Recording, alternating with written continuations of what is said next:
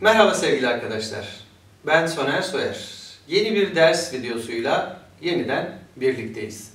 Daha önceki dersimizde söylediğimiz gibi bugün bir alıştırma yazdık ve bu alıştırmanın önce bonasını yapacağız, sonra solfejini yapacağız ve arkasından bağlamada çalmaya çalışacağız.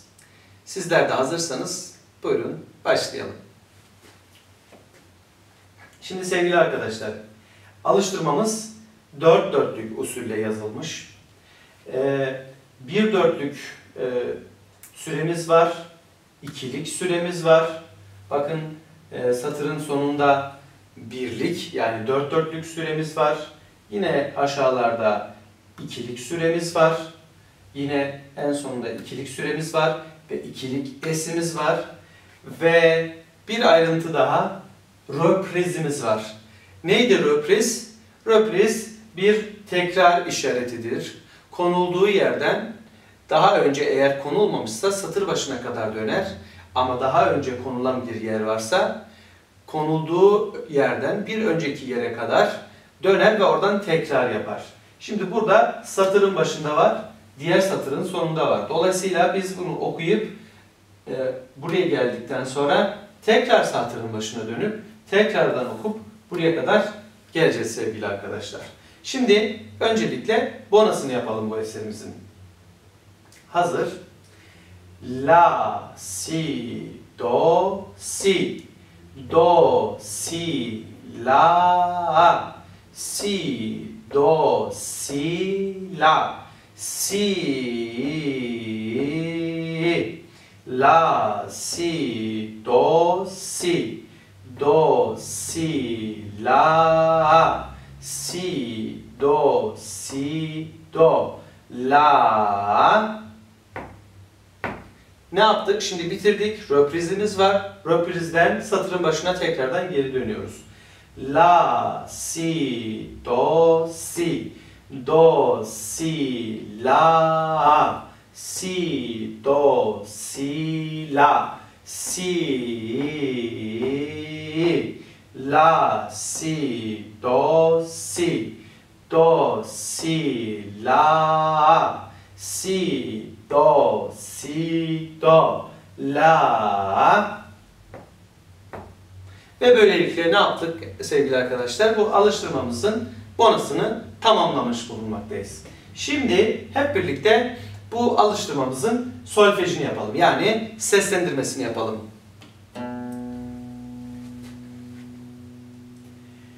La, si, do, si. Do, si, la. Si, do, si, la. Si, la, si, do, si. Do, si, la. Si, do, si, do, la. Bitti. Tekrar röpriz geliyor. En başa dönüyoruz. La, si, do, si.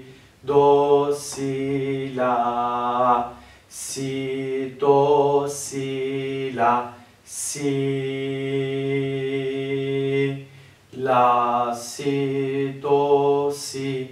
Do, si, la. Si, do, si, do, la.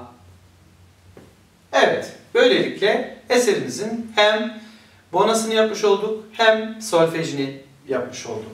Şimdi dilerseniz eserin yani alıştırmanın notaların altında yazan bu hecelerin yani sözleriyle birlikte okuyalım.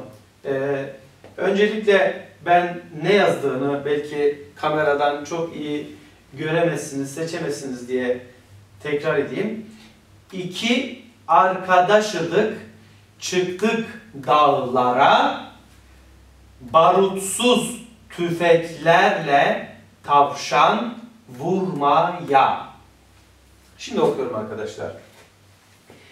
İki arkadaşıdık, çıktık dağlara, barutsuz tüfeklerle tüfeklerle tavşan vurmaya.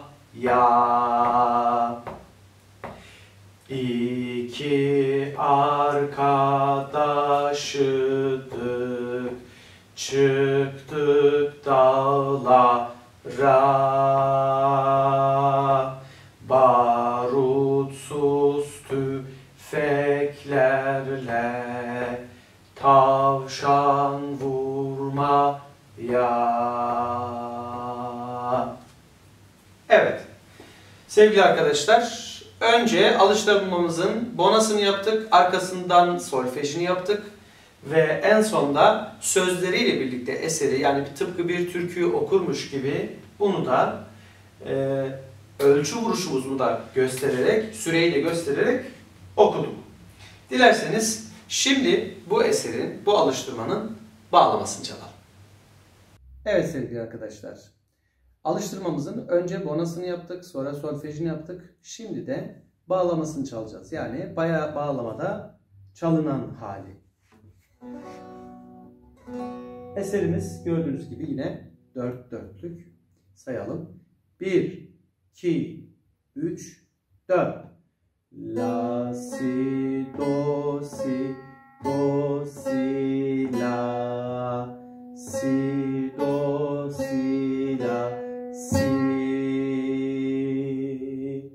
la, si, do, si, do, si, la, si, do, si, do, la.